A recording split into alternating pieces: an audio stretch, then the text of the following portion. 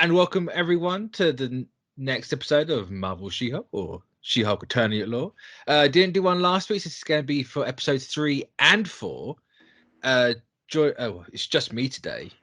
I say just me. The usual is just me because Sean unfortunately could not make it. It's slightly too early for California time. So as always, I'm Mitch. You can follow me on Twitter at Mitch692 and Instagram at 692pigs. And joining me today is Jared from the Nerd Academy podcast. Hello. Very excited. I didn't realize you were going to be covering both Twerkgate and Madison with the mysterious, not so mysterious why. So very excited. I'm just going to say now up top, I have made my favorite MCU shows very clear. Every time I'm on, I'm a WandaVision and Loki kind of guy, and I'm going to be real. This might be taking that number 1 spot. Oh. I think She-Hulk is coming for that spot. For real. I very much love in the show. I do think it's the most consistent so far. 100%.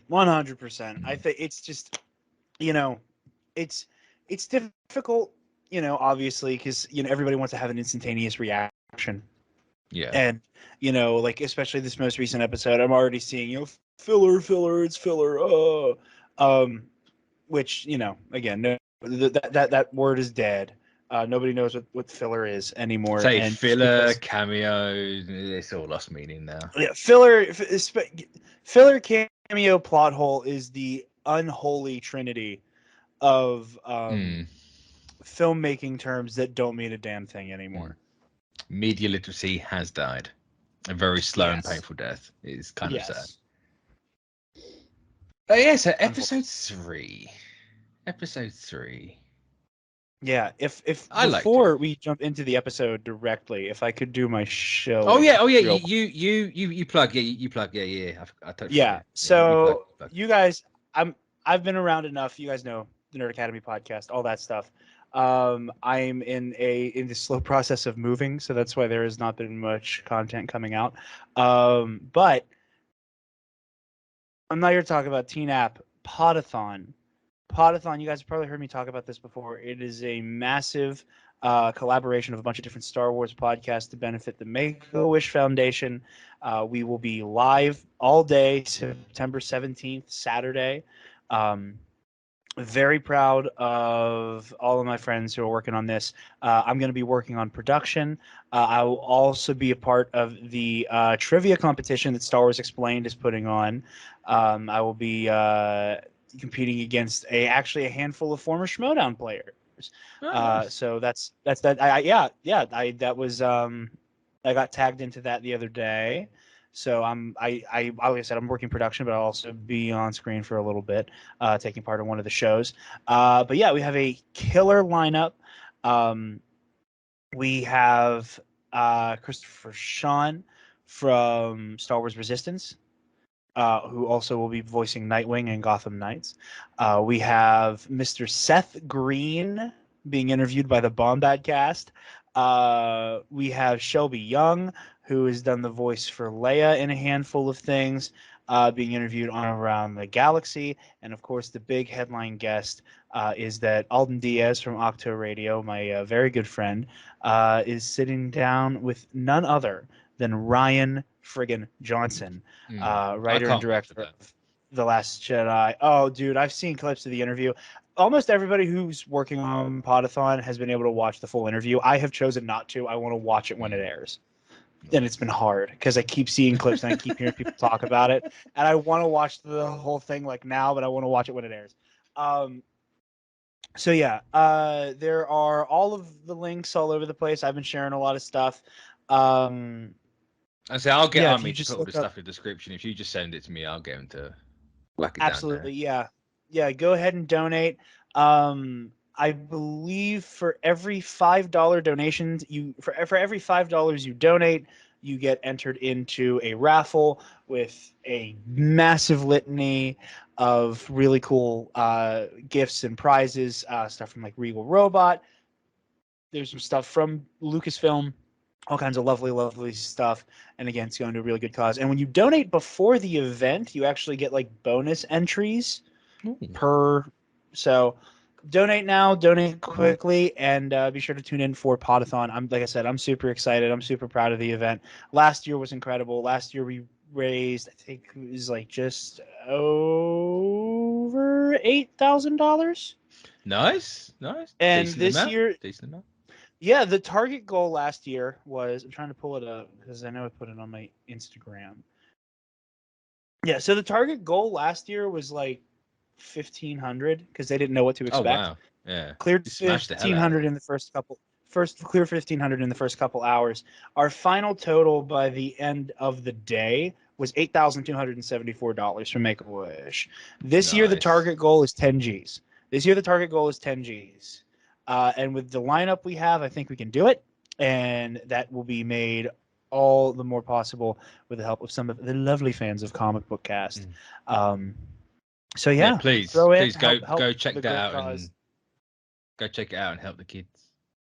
Yeah, I'm so make it. I seriously am so proud of everybody who's involved. It's just I cannot believe how insane, like, because like we thought, the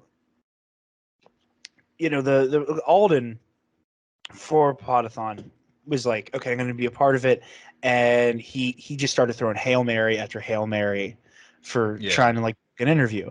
And there came a point with his strategy where he's like, I'm just going to keep reaching out to people with at least the expressed intent of them becoming aware of Podathon to maybe score a donation off of them. Yeah. Was his strategy, which was genius. Ryan Johnson was one of them, and just it happened. It worked. It lined up. All of us were freaking out. He texted us. He's like, everybody needs to hop onto this call right now, not for the interview, but to tell us. He's like, you're not going to believe who I just booked for Podathon. And we couldn't. And then Seth Green comes out of the woodwork for Bombad Cast. Seth That's Green a good on fit. Bombad Cast. It's Right? such a good fit. So Right? good. Right? Is that Yeah. like I've been Mary seeing Shelley, like, Seth Green, and Bombad Cast? Like, it's so so I've been perfect. seeing all the stuff on Twitter, and I'm like, that is such a perfect match. That's kind of nuts, like. Oh, no. Right. Oh, that one again. I haven't watched the full thing, but seeing clips of like Jerry and Scotty talking to Seth Green about that like infamous like little skit they did where the guy like says like, oh, well, you're the inventor of Mara Jade, and then like George Lucas freaks out on the guy. He's like, I did not invent Mara Jade. Get your things. Get out of this building. Get out. And like talking to Seth Green about that, it was tune in for everything. You guys aren't going to believe it. Like I said, I'm going to be doing trivia against people who are absolutely going to beat me into the ground. I was like, go watch Jared lose. He's getting good at it. Hey, ow. It's been a while. Look, I've watched like 3 of your trivias, and you're on thin ice right now. There's a lot of I mean, look, we're sinking sinking anyway, so it's whatever. I might as well just like swing and hit whatever I can, like go out the bang. But it's 2 out of the 3 trivias I've watched of you, and you've won 1. So I'm just throwing it out. Hold on. I have won a few that we've done on TNAP. Yeah, but I haven't. I won my match against Trey. I won the Knights of the Nerd Republic triple threat, and I lost against Alden. And I lost to Bombad Cast. My record is like 4-2, 4-3, a roundabout. 64. Officially on the record for Epic Confrontations, it's like 3-1. But after Podathon, it might be worse. I mean, listen, man. One of the people who I'm playing against helps write questions for Epic Confrontations, so I'm not hopeful. It's exciting. Like, I told Alex and Molly, like, this is an honor, and like, since the Schmodown's wrapping up, like, I never, like, this is a dream come true. Like, I get to play against like people who are, legit, super legit with like the Star Wars Schmodown division. But like when I was like, oh, Marie's involved. Oh yeah, no, she's gonna have my ass. I have no, like, it's, like you said, best I can do is go out swinging, but I am not anticipating being on the podium there. But anyway, that's enough of my. As long as you do it gracefully, you're fine. Oh yeah, I'm not gonna handle the charity event the way I handled talking to Scott. I there's not gonna be there's going to be very minimal kayfabe for the benefit or Make a Wish. I will not be lobbing insults at anything. We're raising money for the Make a Wish Foundation. Unless someone donates telling you to do it, then you're kind of stuffed. Oh, dude. Okay, this will be the last thing. Because Molly Damon, of Star Wars Explained, she was the one who reached out to me the other day about it, and and then this is just me being in my own head, because in the DM she sent me, it was something to the effect of like something. Don't take it too seriously with a smiley face. And part of me's like, this is definitely just like what the pitch has been the entire time. But part of my brain is like, the poor Damons have seen the terrible things you have said to Trey and Michael and Alden and Scotty and Jerry and Eli and Connor and Spencer. Like, your reputation precedes, as they say. Yeah. Hey, listen, I have the best kayfabe and net for confrontations, and I will take that to the grave. I may not pull down the win in the trivia, but I'm the funniest kayfabe guy, and I own that. Oh dear. So yeah, definitely go check all that stuff out. Go donate, please. It's for a good cause. And make sure they get past the 10K. Can't fall underneath that. It's I'm so excited. I am chomping at the bit, vibrating with excitement. And when is it? It's the 17th, you said? Yes. I believe festivities kick off. Let me double check here. At 9 a.m. Eastern Time on September 17th. Nice. Yes. And how long is it going for? Is it like a 24-hour thing or always? Not 24-hour, but it's basically going to be like a 9 to 9. So it's about a 12-hour event. Cool. Yeah, cool. Yeah, here, give me one sec here. Because I actually have like the full guest list pulled up. Yeah, so just in terms of guests, this isn't necessarily all the shows, because there's so many shows to keep track of. Like I said, Christopher Sean, Matt Martin, who's part of the Lucasfilm Story Group, a very exciting to be announced guest, Christina Ariel, host of the High Republic show. She's also done a lot of like cool like D&D stuff. Kristen Baver, another Star Wars author and like part of like the Lucasfilm family. Kelly Knox, again another part of the Lucasfilm establishment, also an author. Mike Chen, who wrote Star Wars Brotherhood that came out this year, which absolutely instantly became one of my new favorite Star Wars novels. Relevant to a She-Hulk conversation, Mr. Charles Soule. Ooh, good guy. Yeah, he'll be on with Bro Axiom again this year. Last year, Bro Axiom got a big scoop about the Crimson Reign stuff from Charles. Phil Stozak, Gray Witta, Beth Revis, and Zarita Cordova. Again, a bunch of authors. And then Seth Green, Ryan Johnson, and Shelby Young. So yeah, very stacked guest list. Lots of fun interviews. And hopefully y'all can donate Charles Soule to give us another scoop. I was going to say donate Charles Soule for a scoop? That seems... Oh, yeah. It happened last year. Last year, whenever Baraxian was interviewing Charles Soule, he was basically, I can't remember the exact amount, but it was like once we cross the next, he's like, if you can make the donations cross the next threshold while I'm live with Bro Axiom, nice. I will give you guys like a plot point for, I think it was Crimson Reign or Crimson Empire.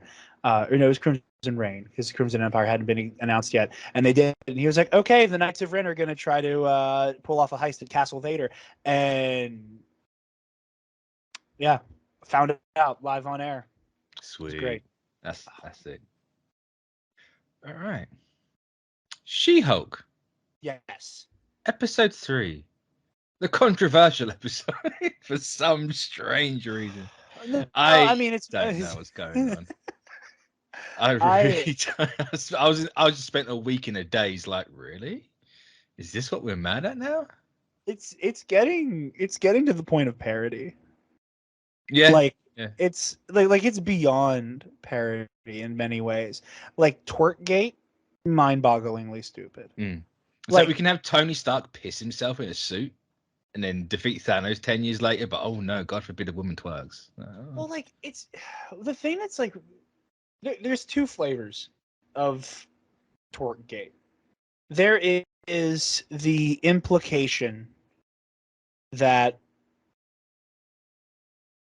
the twerking scene and like Megan Thee Stallion's involvement devalued the quote unquote Marvel property because it's not taking itself seriously and all these things.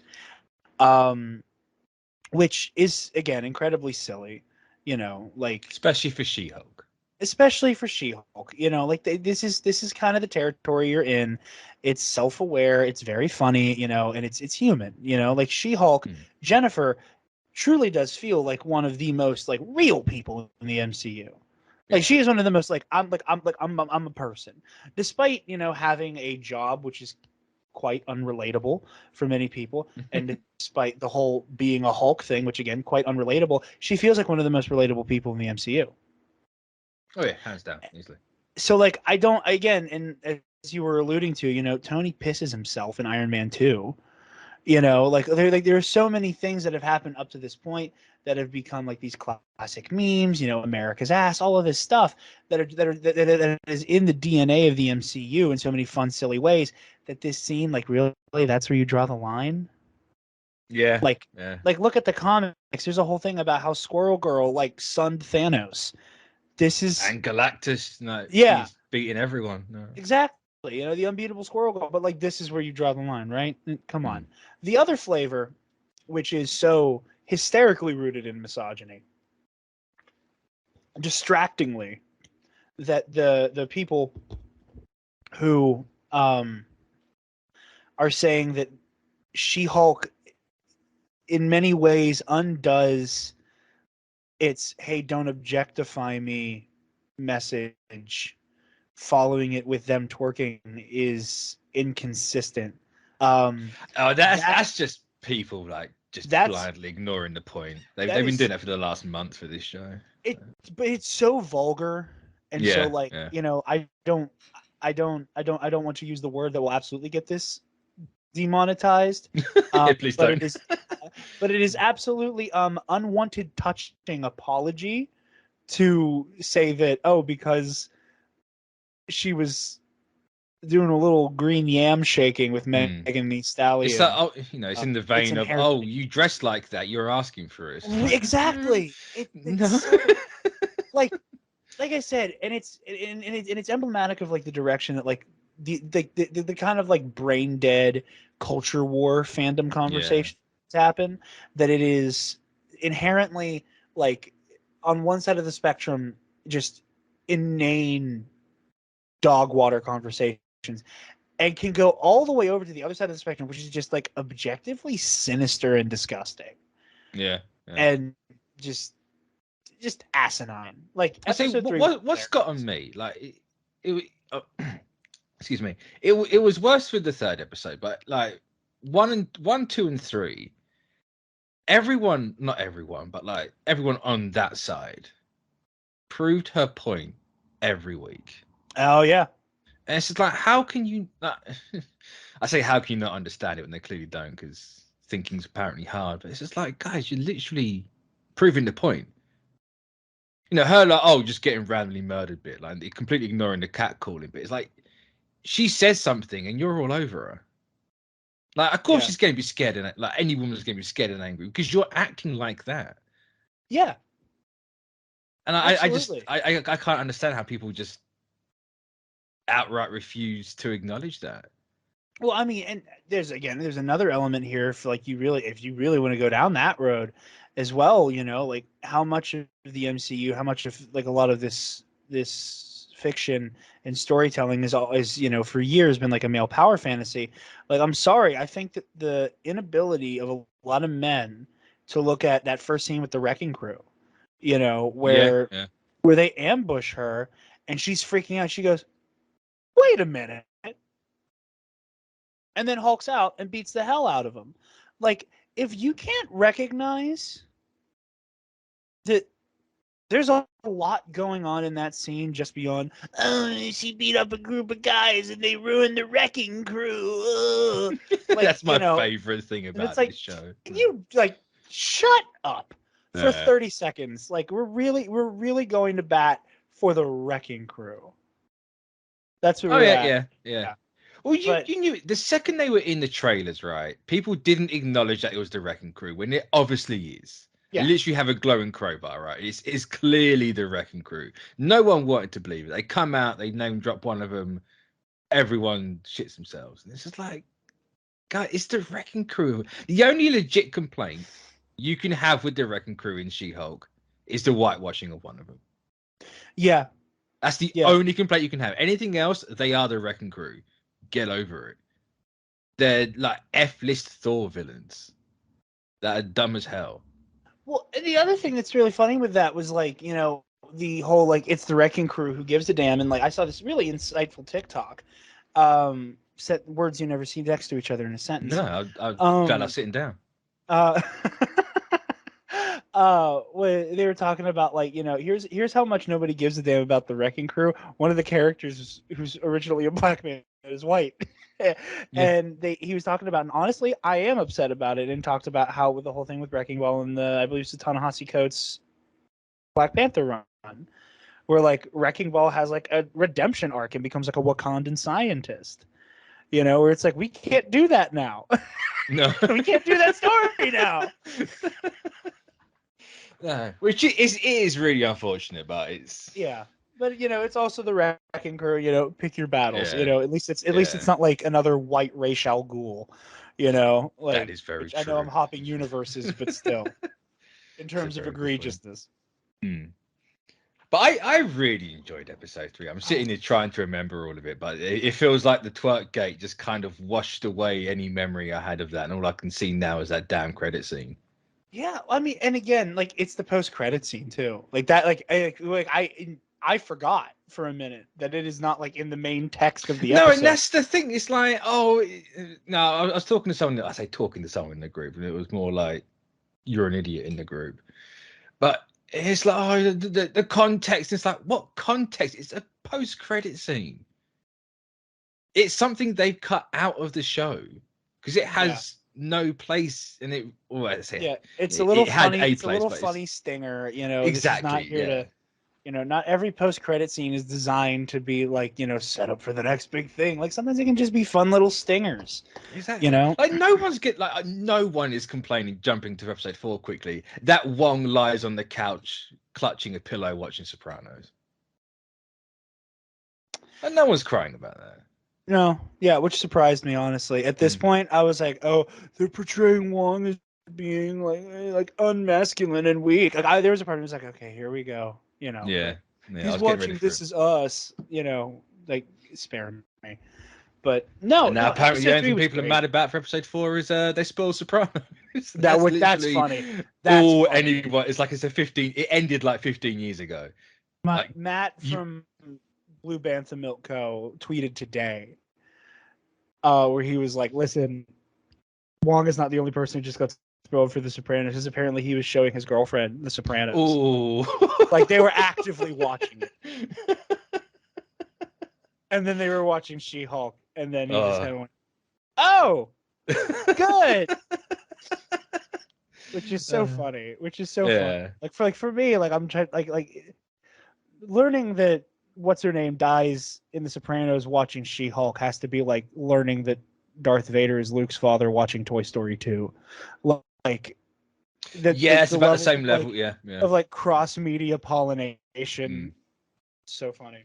Yeah, and speaking of someone who's never watched Sopranos, I completely missed that boat, and I'm one of these people where if I miss a boat, I'm done. I don't bother. I think that's fair. Even trying like Godfather.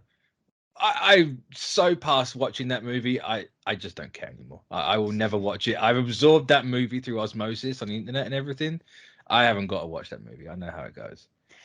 See, but there's something fun though with like when you absorb something by osmosis and you get the idea of it, and then you watch and it's like profoundly different than like just I have thought the Cliff for that Note. reason Yeah. of watching it. I have been very close to watching it. I'm like, I just can't bother to sit down and watch it now. It's never gonna. I'd rather not watch it and be the guy who's not watch it, and then watch it and be the guy that doesn't like it. Because everyone talks about, oh, you have to watch it. It's this, it's that, and it's just like, I don't want to be that guy. I'm happy to be that guy when it's new, but not that guy years after the fact. Yeah, absolutely. But yeah, no, I loved episode 3. I love the stuff with Pug. I like the jackass lawyer getting his, the way that like toxic masculinity, not pardon the pun, is really on trial in the show. Like there hasn't been an episode that goes by without like inspecting a little bit of it. Jumping back to episode 4 again for a moment, where like you even get that like that brief moment with like, I mean, the brief moment with like the creepy dude in the bar, hitting Which on. one? Whenever he just comes over like, "Hey, you ladies look lonely," and it's like, "There's 2 of us, so therefore we can't." Oh, the last okay. one, yeah. Like that guy, obviously like the jackasses she goes on a date with, but like that specifically like that sense of entitlement, that is on display in each episode in many many ways. No, I think that's brilliant. I think the writing is hilarious. A bunch of my friends and I have been quoting back and forth to each other with the Thor's inspiring speeches are not admissible in court. I love that line so much. Well, again, bring him up again. Alden Diaz made a very funny joke to me where he was like, okay, so here's my theory. Sometime between like Endgame and Love and Thunder, what must have happened is Thor has made some type of appearance on like Fallon or something and has ended up like giving one of these very inspirational speeches like on television, and now like everybody the world over is familiar with Asgard is a people, not a place. That Thor just has this Rolodex of like inspirational dribble that he'll just throw out as this kind of like a backup. Was I don't know what to say. It's like Asgard is a people, not a place, and just throw that out there. Yeah. On a whim. And just to interrupt here quickly, surprisingly, Sean has joined the call. And I heard a noise. Steel chair. I wasn't sure if it stopped recording or what, as I'm kind of panicking at the minute. Sean, are you there? Yep. Hey, how's it go? Doing good. Yeah. In between D23 duties and taking the kids to school. Oh. I forget it's D23 this weekend. I really forget. Today it's actually D23. But how long we got you for, Sean? About 30-40 minutes. That's cool. So, episode, we were just, what were we talking about just then? We were talking about episode 3 and just for now, and the ways that it. The old twerk gate.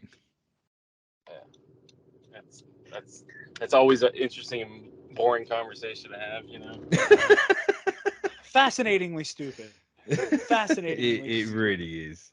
Only in the comic fandom do we have these conversations. So.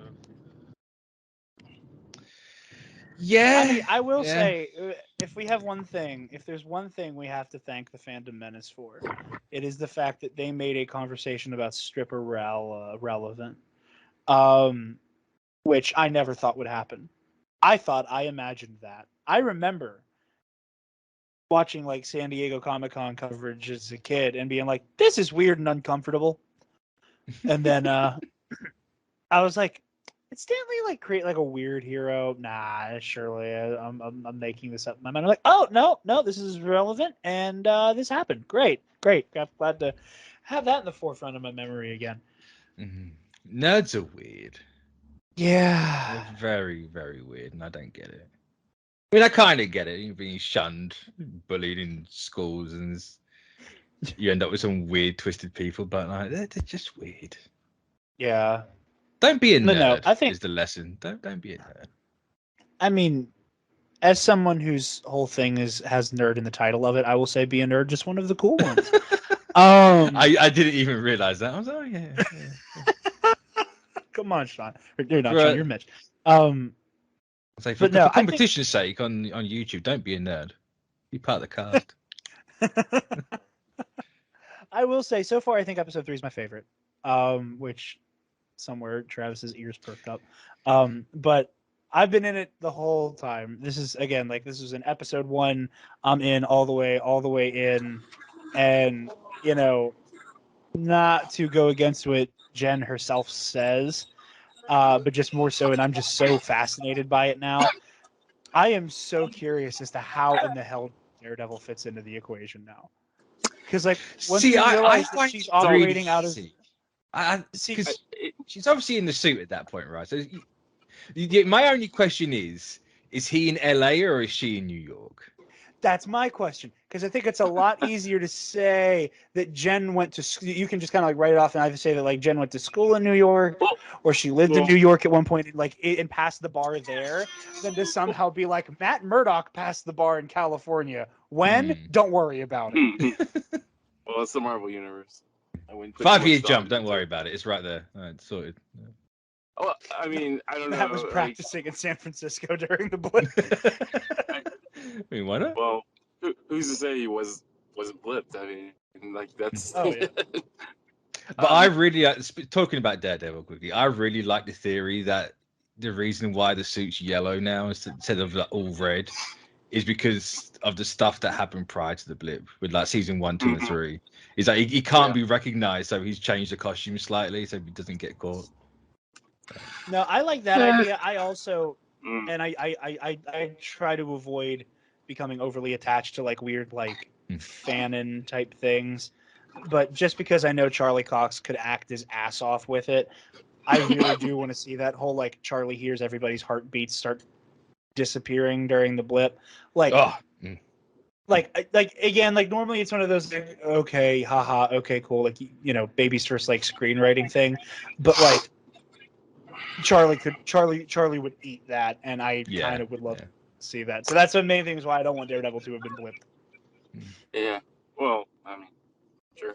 I mean, makes a lot of sense if he's not blipped. Well, it makes a lot of sense if he is blipped, I should say. Not if he's not. Well, I mean, who's to say you don't get that scene anyways? Because I mean, look, you never leading up to his own blipping. Yeah, that's very true. But I don't know. I mean, I don't know if you guys discussed the aesthetic of what the Daredevil's character is going to be like in the show. But... No, we literally ain't done. The Daredevil talks ain't just started now. Okay. Oh yeah, just came up that I'm curious to see how it bubbles over. I think Nick is the one who brought up in one of the 18 different group chats that at the end of episode 4, Jen herself probably needs a lawyer now. Now, would it be funny to see Jen represent herself? Does she need a lawyer though? Why would she need a lawyer?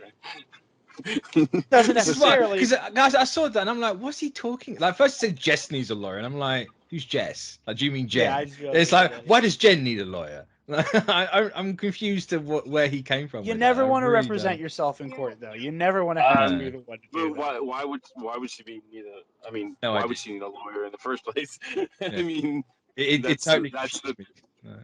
Because she's getting sued over the trademark for the She-Hulk. Oh yeah, I suppose. Yeah, I forgot about. That's what I was. Yeah, because Titania serves her.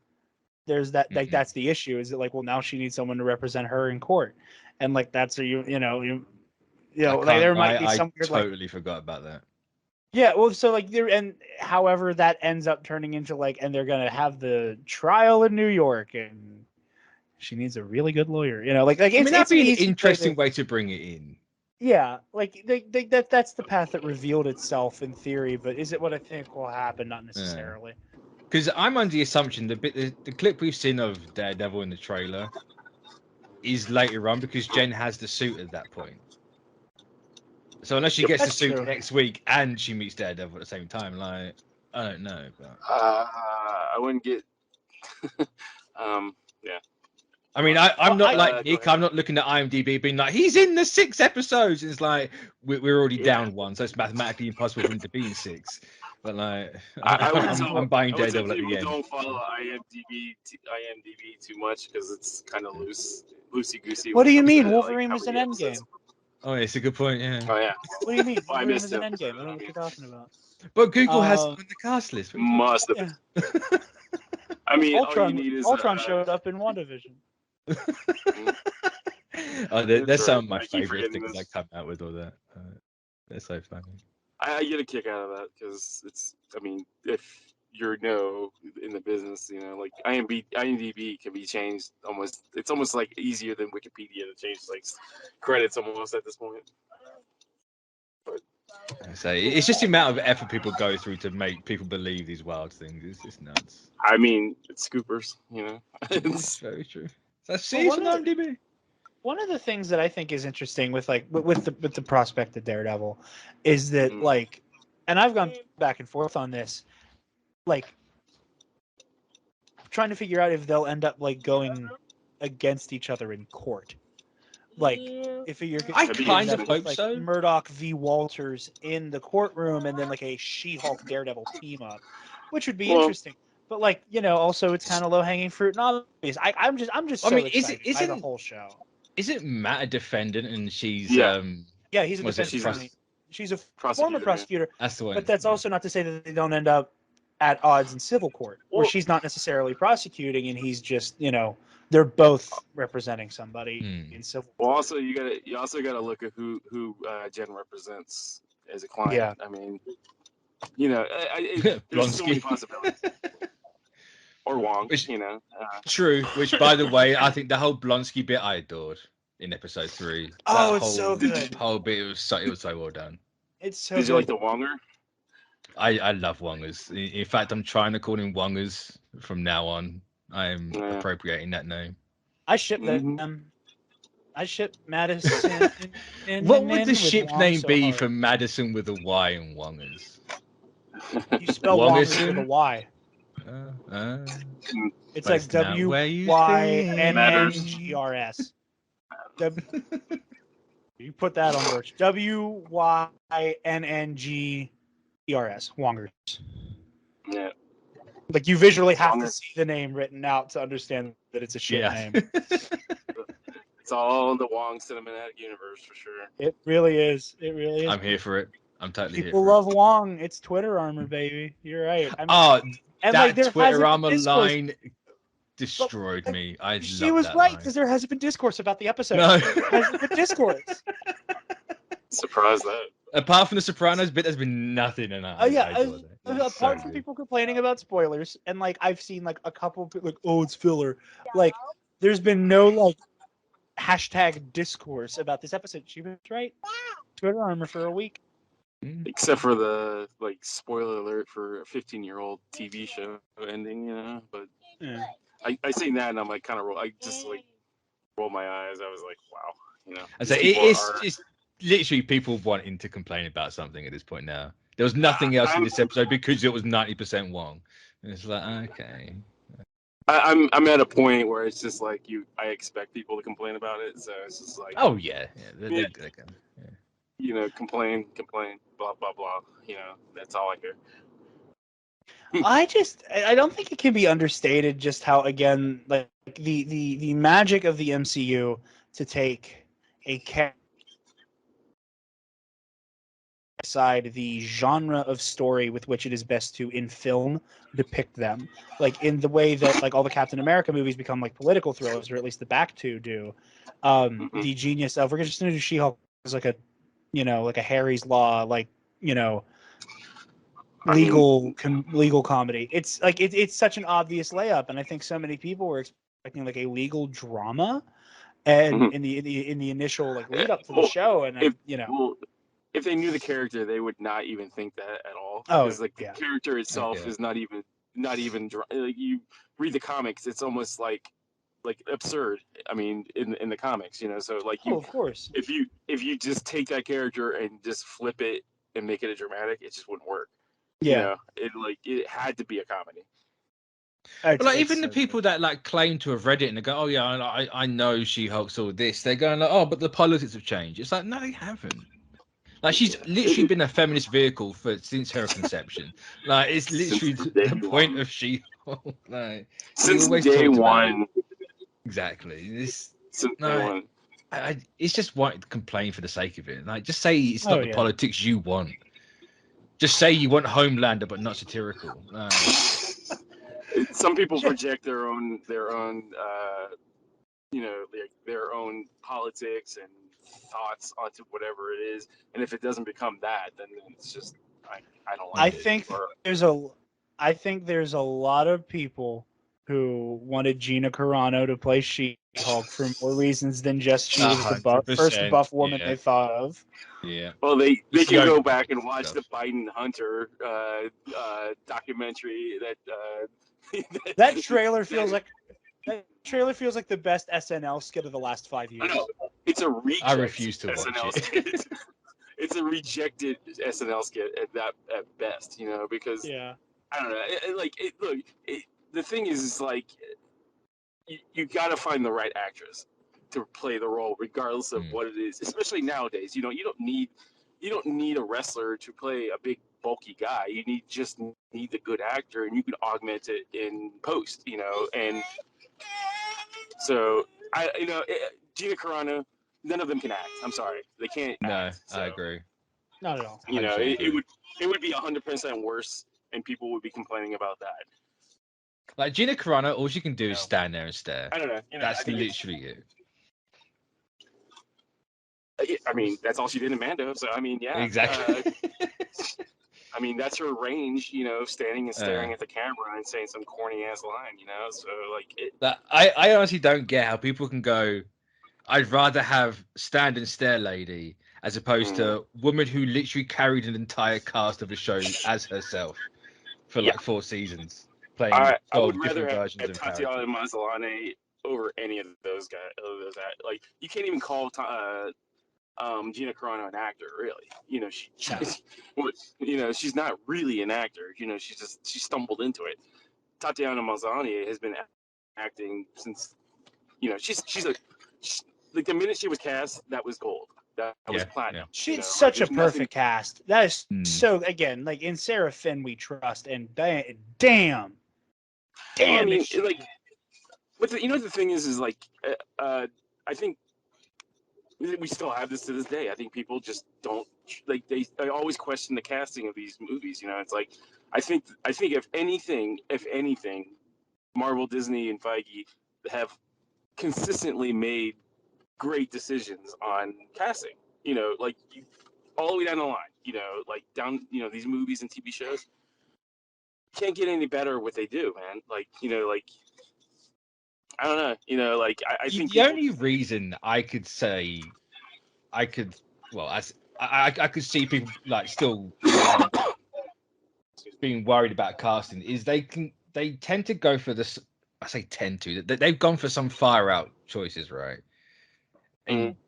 But it's obviously they've seen something in that their actor to play that role where someone else hasn't. Like if you've only seen a certain amount, like one movie of one actor, and it's a bad movie, and you're like, well, I wouldn't have picked them for that. That's the only reason I can see. But even then, it's like, but look how many times they've nailed it. We're not seeing those screen tests and like exactly, That's what I'm saying. There's so much more behind it than just like, I can't see. For sure. Like I remember the day they cast Charlie Cox, and I was like, there's no one else could have been like perfect for that role. Like he took, like the minute they cast him, like I mean, and he was in some stinkers. I mean, Stardust. Let's face it, wasn't a great fucking movie, man. So like I think casting. I don't know. I think people just need to get off the. That conversation, man. I've seen it before on here. I've said it before on here, like every week. The minute they had Maslany and Jamil, I was like, Jamil was fantastic in The Good Place. Tatiana was fantastic in Orphan Black. Like this, not biggest fan of She-Hulk. This show has me 100%, just based on those two alone. And my only complaint so far is we haven't had those two together. We had the one scene at the end of episode 1. It's like I kind of wish that this B plot, or what I assume is supposed to be the A plot, was a bit more in the forefront of everything. Like, or at least like we got to see a bit more of the fight at the end of episode 1. Like that's my only real complaint so far about this show. And even then, I can't. Yeah, I mean, but like, complain. It's just like I want more of it. yeah, I would say it's more of a want than a complaint because like. Because at the end of the day, like, but like, we anyways, seen Jamil actually act as. Every time I go to the bloody name, my brain just fries up. I know it's Titania, but I always call it Titania because English. But I just want to see her do something in the show. I just want to see something. Oh, and we're absolutely heading that direction now. Oh, yeah, after episode 4, that's going to be. If episode 5 hasn't got her in it, I'm going to be slightly let down. I'm not going to lie. That'll be the one. But yeah, even then, that's just me being impatient. We still got 5 weeks left of this show, so she'll happen eventually. Yep. Mm-hmm. Yep. And so, yep. Yeah. Did you like the post credit? The post credit scene. Which post credit scene? With Wong and Matt Flynn with it. I loved Double it. Yeah. I loved it.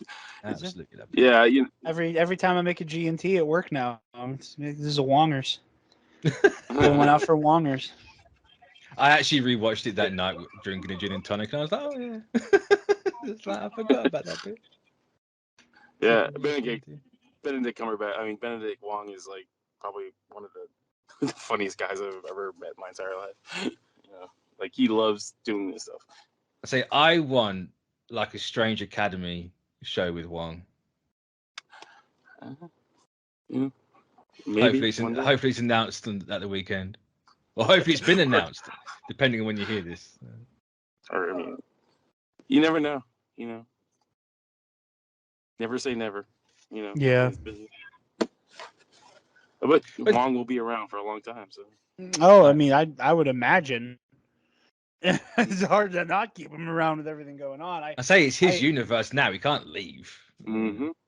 Yep, he is the king of the universe. For sure. It's how you stop people complaining on Twitter. Just throw Wong in the thing. Yeah. Honestly. Twitter on. He's just so charismatic. Charismatic. He's fantastic. He's like that behind the scenes. I mean, like anytime I've ever met him in person, he's goofy as hell. So, like it translates really well to his character. I hope this show has that actually does the trial. Well, I suppose they're gonna. I assume they're gonna put Blonsky back on trial for the whole escape thing. Actually have Wong and Blonsky in the same courtroom going over that and why. I know we had that in the parole bit, but I want Blonsky to screw up somehow and then get back in and break his parole and all that. I just want more of those two together. While I have somebody who works for Marvel in front of me, Sean, here's my pitch. Season 2. I'm paying attention. Yes. Okay, so for season 2 of this, you gotta. Okay, and I know there's gonna be like weird rights things with Sony, but I think it'll be worth it. You recreate the Alex Jones defamation trial with J. Jonah Jameson. Down to sure. having Jen do the whole like, Mr. Jameson, did you know that 12 days ago your attorney sent me a digital copy of your phone? Like, do the whole thing. I think it would be fantastic. Just pitching. I'm just pitching here. I know. I won't take full credit for any of it either. Okay. And when it does happen, I will take full credit. It's fine. We got it on recording. Yeah, you couldn't take it if you tried. We got this on tape now. No, this show's just been so great. It has been such a fun watch, and I think that there's also something to be said for the fact that like we're getting this like really fun show in She-Hulk that is going to be so much fun to juxtapose for like the week or two where it's happening at the same time as Andor. Where it's going to be like, oh, look how fun and like, silly and, smart She-Hulk is. And then you juxtapose that with like how grim and depressing Andor's going to be. And then Andor comes out here swinging with all the bells and the jokes. Like, yeah. It's like, oh, Andor's the comedy one. Okay. Season 2, it's all about the comedy. It's the, the levity to the season 1. I'm just happy that that the show came back from what started as a messy beginnings, and is well received, for the most part. So I'm happy for that. Like Yeah. I say you'd it's never also know. You'd never well, it's know. also shining a light on very good talent like Tatiana Maslany, which desperately needed to be spotlighted. And Oh, 100%. Yeah. she's finally, I think finally extended to that level of like, I mean, I just like every time I recommend the show, I always recommend Orphan Black on top of it because it's like that's just a, like a It's such a good show. it's such a lesson in great screenwriting, great TV writing, and character development. Like Exactly. and how and acting. Like everybody on that show is it's A plus. Yeah, I'm just yeah, happy her. the show's well received. Everyone on Orphan Black, her. Yeah. Well, I mean, and hey, people love a show where you have an actor acting against themselves for the entire time. Like those are just one of those like money performances, like Moon Knight, like a Split. Where like people just love to watch somebody play 82 different people and play them all against themselves. Yeah. Well, It's such a good concept. It's so good, especially when you can pull it off. Yeah.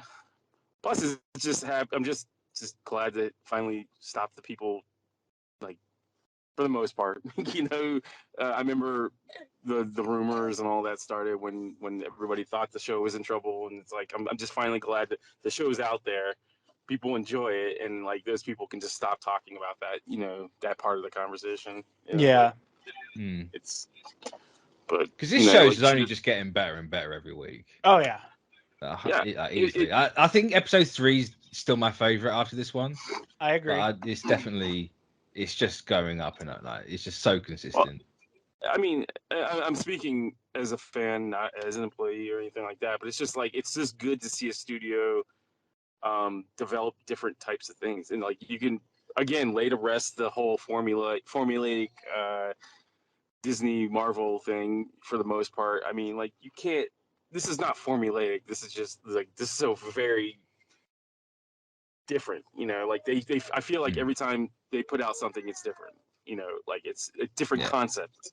Maybe may have the same tropes, but that's tropes. You're gonna get you can't get away from Speaking of tropes, you reminded me. I'm not knocking it. I just don't know how I feel about it. The whole Jen's the too plain Jane one to get a date, but She-Hulk's like I know the whole sexualization is part of She-Hulk's character, and like it's taking that power back. I just don't know how I feel about it. It's like there's nothing wrong. I think it's because I don't buy it with Maslany. It's like no, she would have no trouble. Yeah, I mean, the way they portray her is kind of slumpy, but they can't do anything. Well, they can't make her look, frumpy. No, they can't. They do their best to make it look like there's a dichotomy between the two characters. I think also a lot of it is like a theme that's been explored so much throughout this is the like, do people give a damn about me all of a sudden because like now they've been made aware of my existence, or is it because of She-Hulk? Yeah. That I think it's less to do with the like the hypersexualization of She-Hulk and way more to do with like the kind of going back to like the joke Doctor Strange makes in No Way Home, where with the whole like, okay, well, does she like you because you're Spider-Man, or does she like you because you're you? Which was never a question with MJ, but like here, like that's the thing. Like, do they like you because you're She-Hulk, or do they like Jen, or is there a split loyalty? You might get an answer. I would say you get an answer by the end of this. I was to say at least with this episode we got an answer. Like this guy fell very hard into one camp. I find like everyone from the trailer was like, I want to be that guy. I want her to carry me. I want her to step me. I want to be that guy. Now it's like you don't want to be that guy. Don't be that guy. That's the magic of trailers. They make things look different. It's very true. Really are. Yeah. I think by the end of the series, you'll probably get it. Like, she'll be more I mean, it's pretty evident by the end of the series.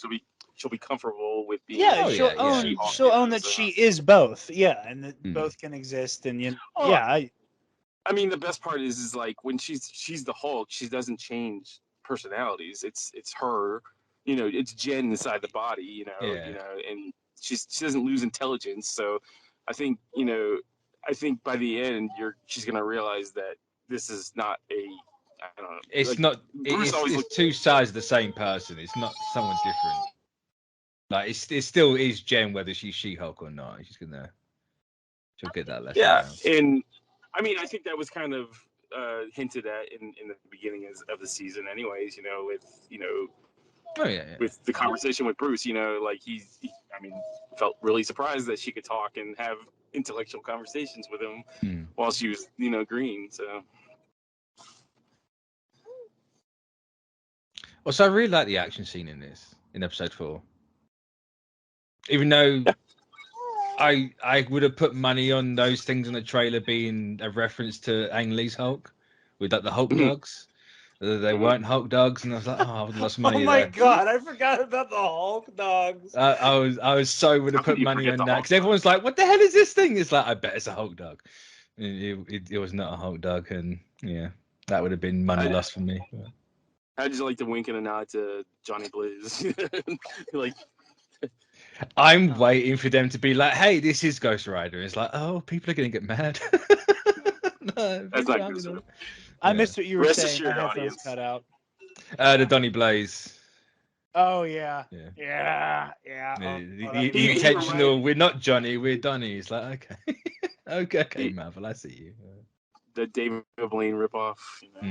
I'll be honest, like, when people pointed it out in the trailers, I was like, it's just a piss take, right? It's just going to be a poster in the background. I don't know who cares about it.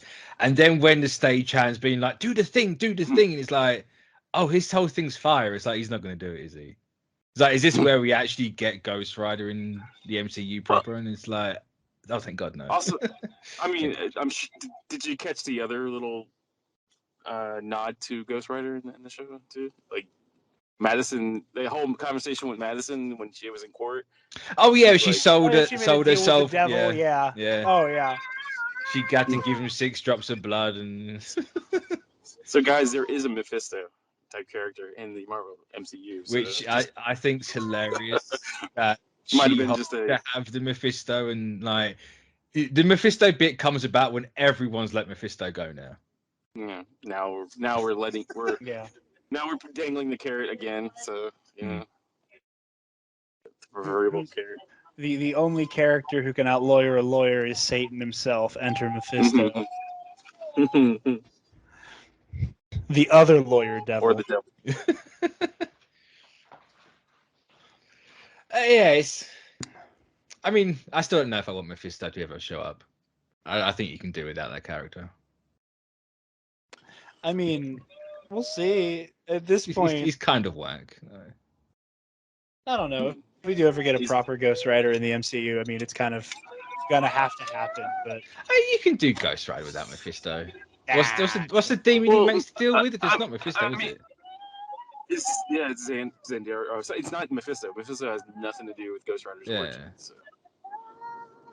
Well, yeah, the origins, and I'm just saying, like, when you start to get into like the weird, like, hell dimension stuff. I think it's one of those characters that can be done without. I think you can always, like, Mephisto is Mephisto was the main villain of She-Hulk, confirmed. Imagine if that's the case, I would lose my shit.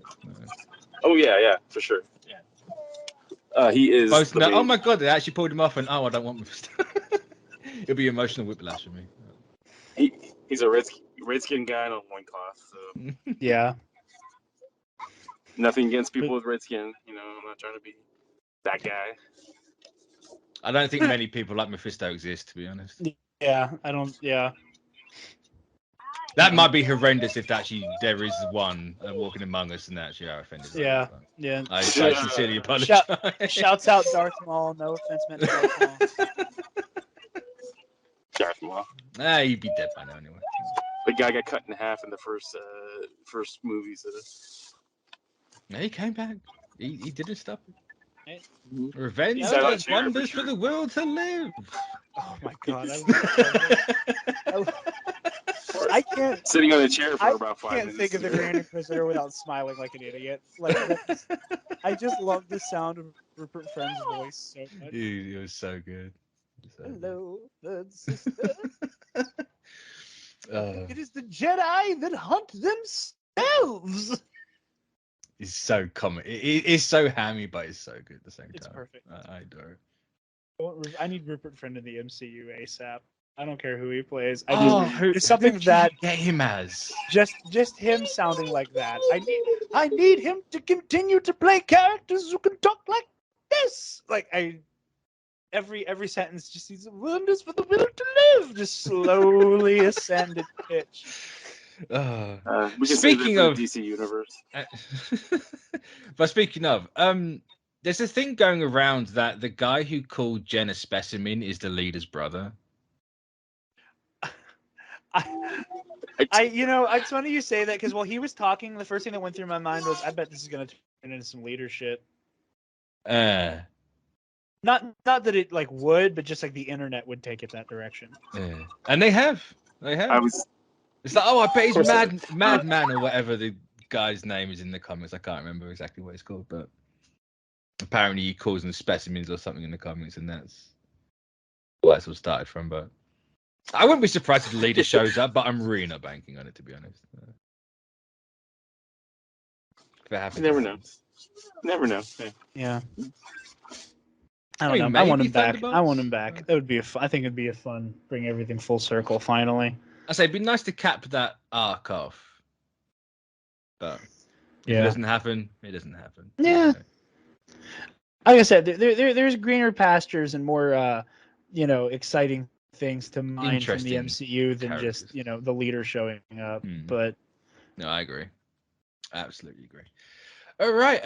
Well, that's an hour of the 2 episodes, so we're gonna wrap this up here. Jared, I hope you come back for the finale of this show.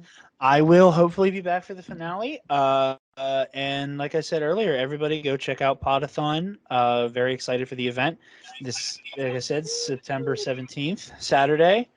Making money for Make-A-Wish. Please come by and donate. Watch all of the amazing content creators put on a damned good show, if I do say so myself. And also watch me get brutalized by Marie Wilson in Star Wars trivia.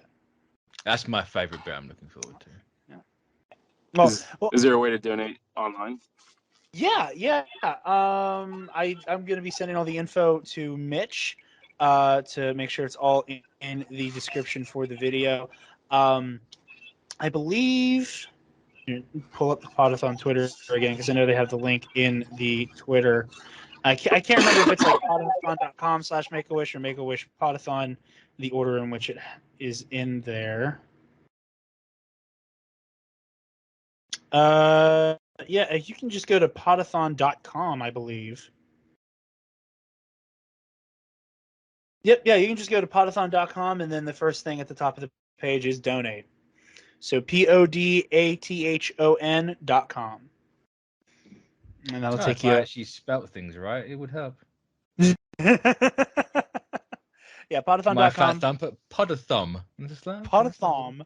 Yeah. First thing up top is donate, and then actually, again, for the trivia thing I'm doing that Star Wars Explained is putting on, as more people donate during that segment, the harder the questions will get.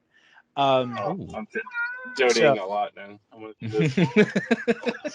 Sean's gonna be like, I'm gonna just drop a G right now to be like, how many times is the word "the" uttered in the Rise of Skywalker? If you see 2K drop it, you know who it is. Yeah. I'll brace for impact. Watch. So yeah, please go check all that out on the 17th and donate. Good cause, all that good stuff.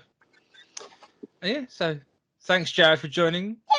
Thanks Sean for actually making the call. Not that it was your fault; it was totally my fault. That sounded really bad. That sounded really sarcastic. That's okay. It's okay. I'm used to it. I'm married. So I really didn't mean it in that. Thanks for actually showing up type of way. I was like, oh, that's not my brain stopped working there entirely. It's hot and humid, so I'm just gonna blame that one. So yeah, we'll catch you next week for the regular She-Hulk me show. So bye bye.